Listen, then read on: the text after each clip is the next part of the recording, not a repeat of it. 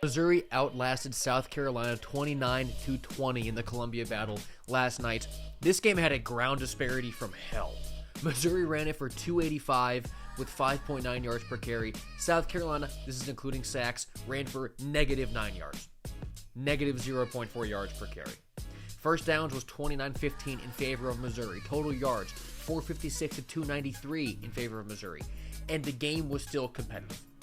The Carolina, they looked a lot better. Only scoring 20 points, but it's fine because, in my opinion, on the road against that Missouri defense, really hard. And Sellers looked good. He threw the ball pretty well. He was not really a running threat, which I do believe was a result of the concussion last week. But starting off from Missouri, Prabula played okay. He was just fine. 16 of 27 passing for 171 and a touchdown. Also threw a pick. Ahmad Hardy, I think, is going to, or at least should, win the Doak Walker Award. 22 carries for 138 and a touchdown again.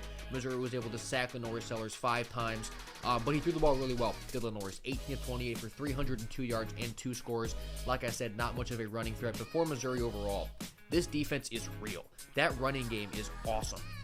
Those are championship check marks to have a great defense and an elite run game that can control the tempo of the game. And South Carolina is not dead. I liked how they came out. They came out inspired. They really could have won this game if just a few things had gone their way. But their margin for error, I think, has run out. And for Carolina, their schedule isn't very easy. But we saw last year they turned it around and started beating all these good teams left and right.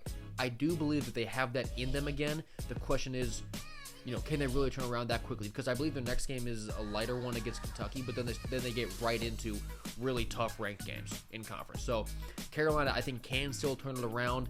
They're really out of margin for error. So we'll see what happens. But, man, I'm getting more and more impressed by Missouri every week.